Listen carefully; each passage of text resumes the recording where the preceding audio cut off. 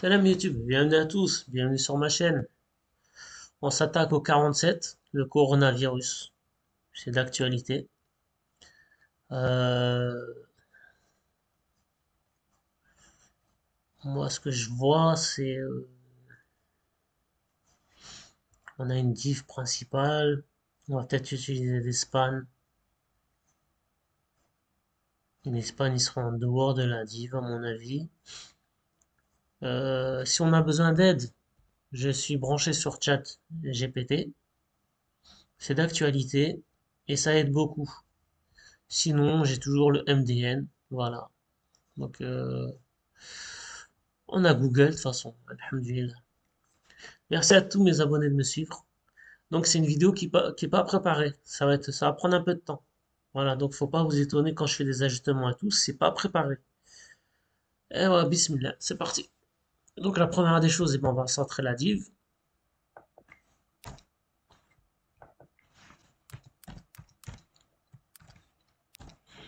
Donc toujours, moi je commence par mon background.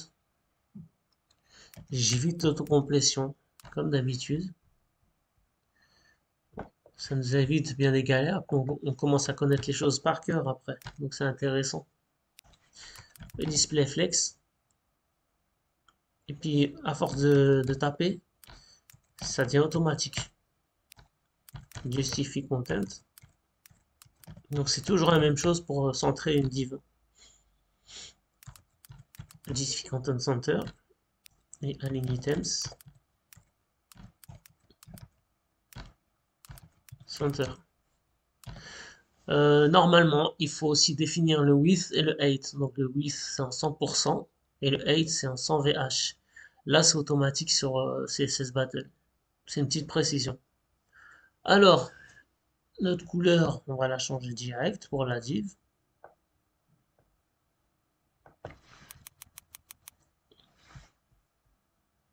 On va utiliser ce beau jaune poussin. On va lui mettre un border radius. Ça c'est pour faire un rond. Donc par exemple je mets 30 pixels. Vous voyez ce que ça donne. Là on lui met 99, ça donne un rond. Voilà. Est-ce qu'on est bien là? Centré pile poil.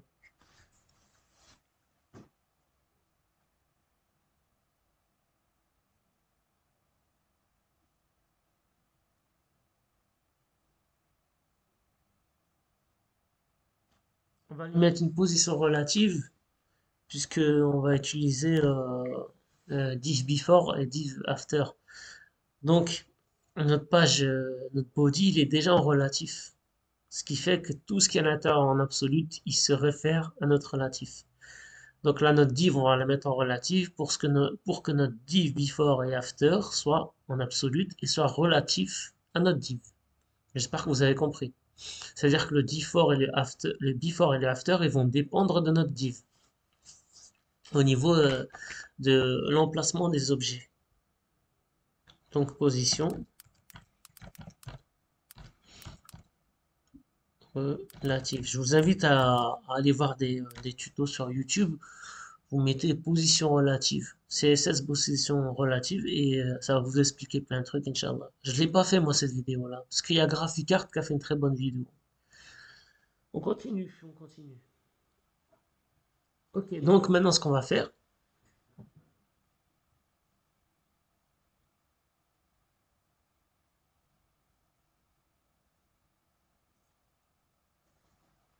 on va définir tous nos before et after.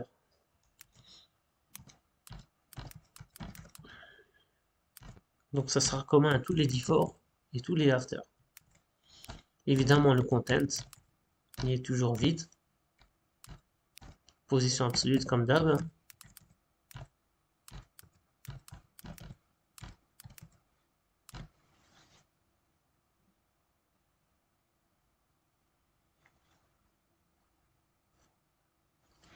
Alors, on va mettre un border radius parce que ça sera pour nos ronds. Border radius. On va mettre 99 pixels. Et la couleur.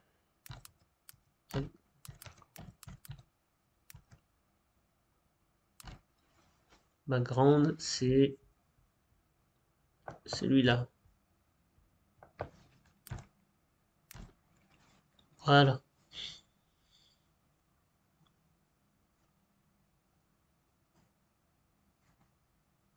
J'ai l'impression que je me suis trompé, mais non.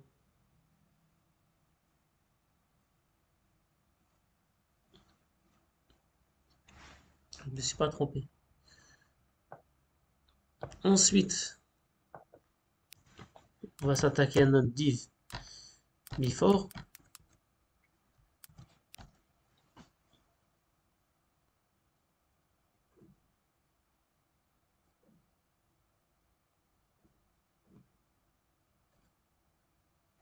On va aller faire un width. On va mettre 30 pixels. Un 8. 30 pixels. Si c'est pas bon, on va réajuster. Ah, c'est bon. Après, on va ajuster sa place. Donc, par rapport au top, on va lui mettre 50 pixels. On va diviser par 2. 25. Non. 20. Ouais. Et ensuite, sur la gauche, le left. Sur la gauche, on va mettre 25 pixels.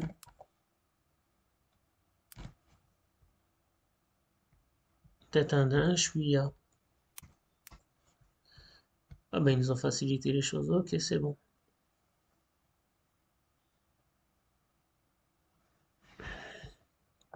On va copier tout ça. CTRL C, CTRL V. Là, on met en after.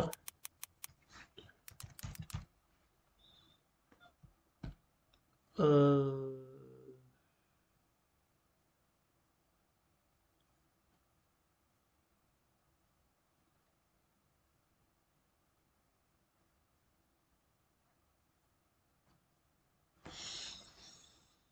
mhm. On va le mettre à bottom là. Bottom. On va diviser par 2. Déjà la taille. 15 pixels. 15 pixels. Trop petit. Ça fait rien. Euh, On va laisser le left. On va mettre 50.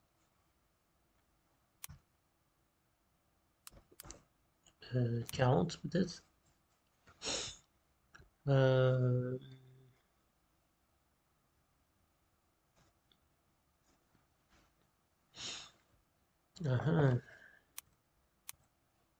un pixel.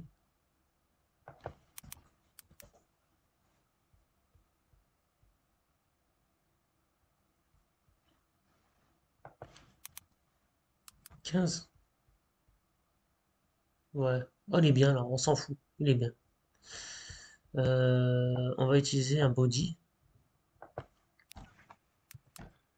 Body before. On fera la même chose. CTRL C. CTRL V.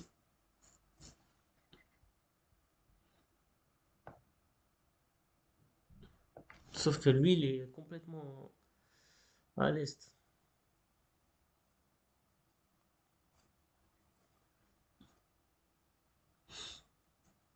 Ok. On va le mettre en top. Top. 150. 125.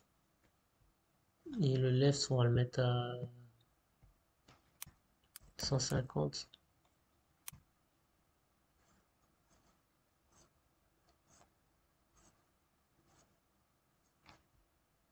On va l'indexer. Z-index 2. Voilà. J'ai mis Z-index parce qu'il passait par derrière. On va le... 180,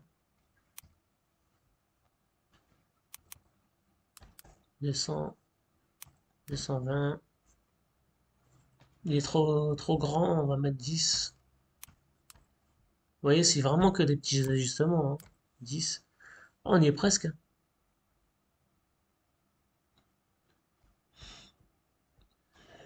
120. Ça y est, on y est. Super.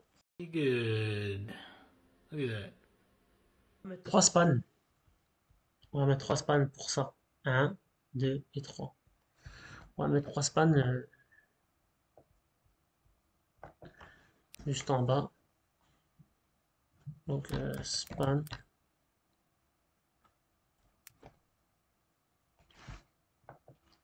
CTRL C, CTRL V, CTRL V. Voilà, on va spanner ça un peu.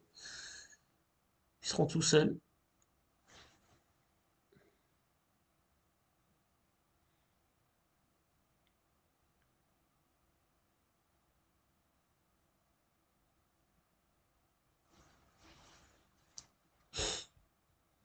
Ok.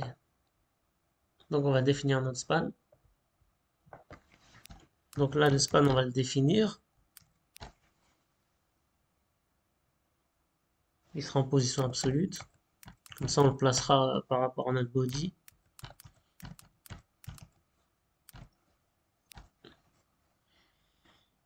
On va lui donner un width. Ce sera de 10 pixels. Ça sera sa largeur. Le height, on va lui donner du 200 pixels. Pour voir. Et le background, c'est du jaune. CTRL V. Ok, il nous l'a donné.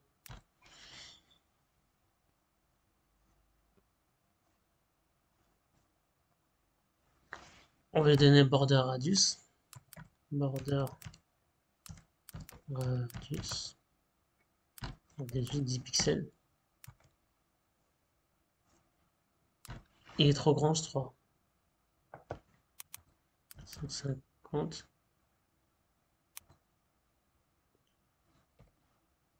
175. Il faut l'indexer.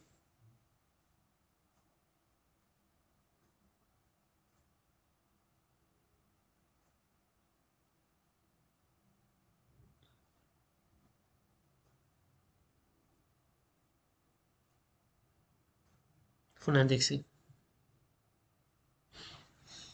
On va indexer la div.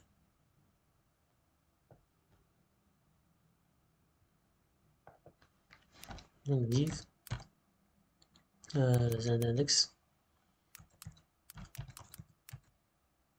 en 5.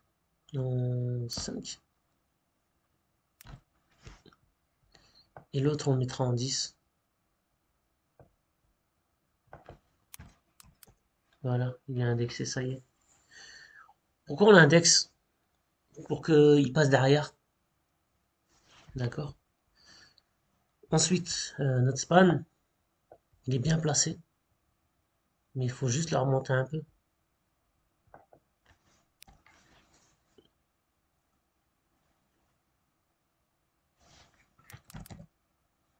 Top.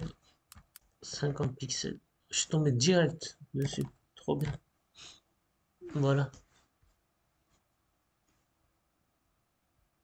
Maintenant, on va utiliser une propriété, le endChild. Je vais vous montrer c'est quoi le endChild. EndChild, c'est les enfants. Encore une fois, vous allez sur l'MDN. On va le mettre en français, hein. On a tous les outils pour. Alors, la pseudo-classe endChild permet de cibler un élément qui possède élément voisin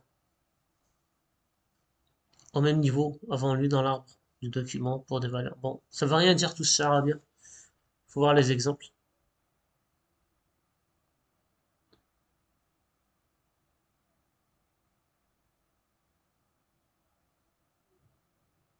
Grosso modo, bon, le MDN, il faudra que vous regardez bien. Grosso modo, je vous explique. Là, on a le premier enfant, c'est span. Deuxième enfant, span. Troisième enfant, span. D'accord? Le end child. Donc le numéro un, numéro 2, numéro 3. Là, numéro un, il s'est placé automatiquement. Maintenant, nous, on veut le numéro 2.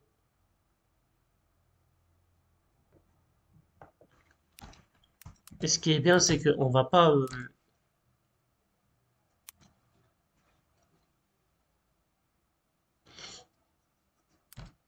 même pas, c'est pas un end child. Je dis bêtise, c'est n of type. N of type. N of type. C'est le type span qu'on veut. La pseudo-classe correspond à des éléments d'un type donné en fonction de leur position au sein d'un groupe de frères et sœurs. En vérité, c'est celui-là, of type. Nous, ce qu'on cherche, ce qu'on veut cibler, c'est les types span 2. Et là, on va lui faire un rotate, transform rotate.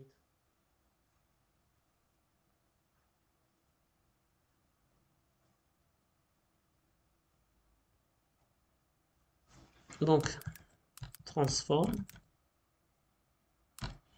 rotate. On va mettre 45 degrés. On est bien là. On est bien.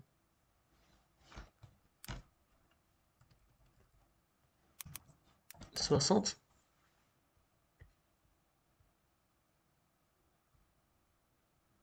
60. On va le décaler sur l'axe des X. Comment on fait? Avec translate. Translate X. On va le décaler sur l'axe des X. Moins 50%. Ça ne fonctionne pas.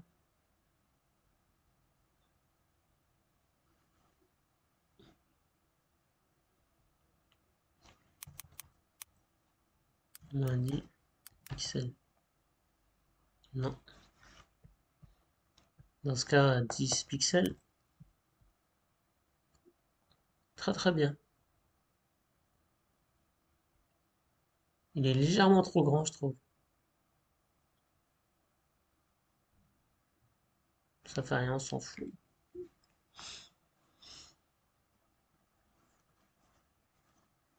Ok, vous savez quoi? On va copier le code. CTRL-C, CTRL-V. Là, on met 3. Là, on va mettre moins 60. Ouais, super.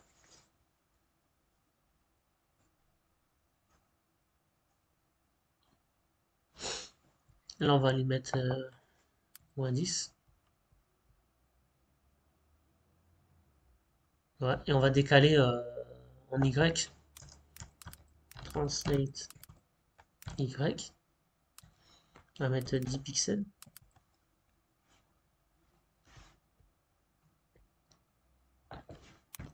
15. Ouais, c'est correct. Ok. Je vous l'ai dit, hein, c'est pas préparé. Donc à partir du moment que c'est pas préparé, il y a beaucoup d'ajustements à faire. C'est plutôt pas mal. Bon, je suis pas rigoureux. On va voir si ce que ça va nous donner. 99,9, c'est pas mal, c'est pas mal. Bon, évidemment, vous allez dans MDN, vous mettez transform, et là, on a tout au niveau du transform, d'accord? Ça vous explique tout. Voilà, transform matrix, le translate, c'est pour le déplacer, le scale, c'est pour grossir, le rotate pour tourner, le skew, ça déforme, et là, on peut faire un mix. Donc, votre arme à vous, c'est le MDN, hein, d'accord? MDN, vous cherchez un peu. Sinon, pour notre cas de figure, on a une rotation à faire. Donc, on va sur ChatGPT. Comment faire une rotation en CSS? Et là, il va vous donner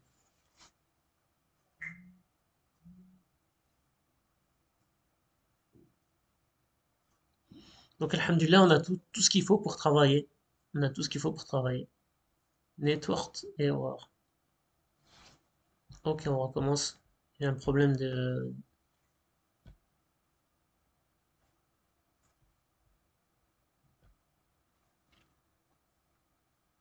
Pourtant, j'ai Internet.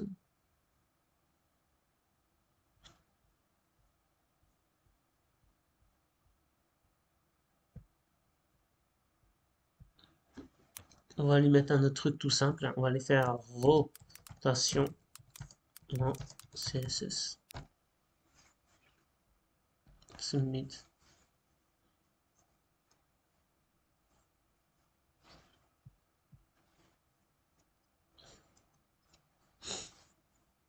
Ce qui est bien, c'est que c'est du live, hein, d'accord? Donc, vous voyez un peu,